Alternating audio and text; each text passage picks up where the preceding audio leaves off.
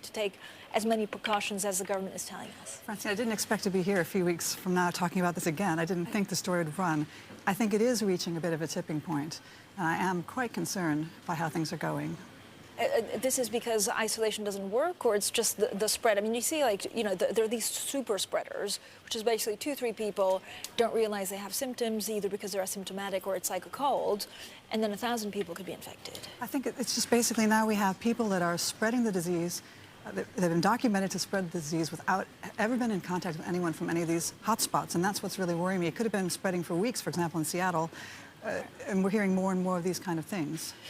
Professor, I mean, what do you look at for data, right? The fatality case or the mortality rate is difficult to judge, also because you could have, it could be quite low because so many people have it without realizing. There's been a few, people are sort of fighting over the mortality rates. It's ranging anywhere from 1% to 0.1%.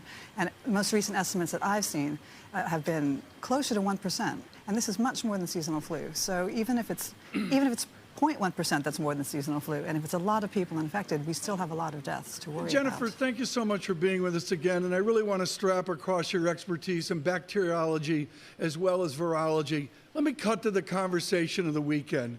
Do masks work?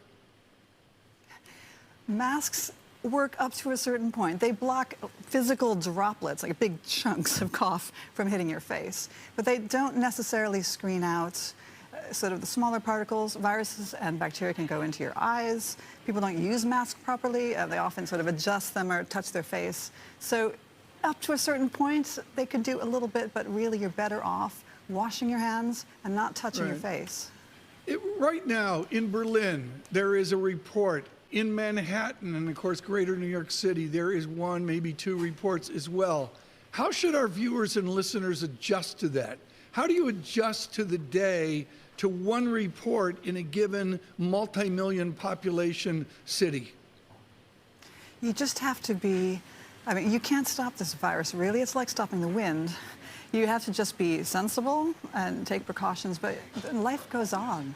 We have to just assume that life goes on and most people aren't going to die, and we really shouldn't panic. But it is spreading, and we do need to be vigilant about that. If you're in public places with lots of people in a close space, you should think about, what's going on in the air between you. Doctor, I mean, some of the things that, where it's difficult for everyone in the markets and frankly for anyone, because we're kind of expected to be virologists, in the bat of an eyelid.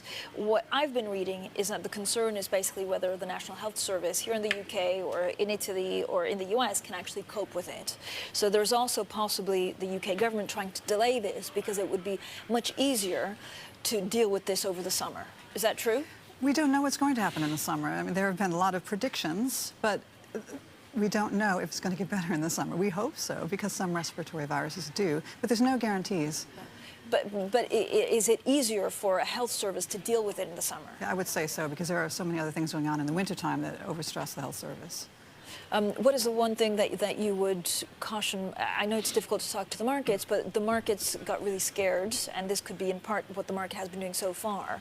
But again, are you just expecting 80% of the population to be infected, but a very small percentage to actually pass away, or how should we be looking at this?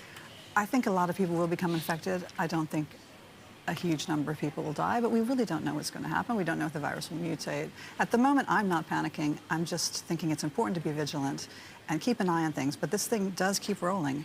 Yeah, Dr. Rowan, I know you studied this at the University of Washington a few years ago. Let me cut to the chase. How long do these things last? I mean, I'm rereading Albert Camus' A Plague just to go back to microbiology and microbes in man and the rest of it as well. How long does this last? We don't know. It could be that we'll come to some sort of accommodation with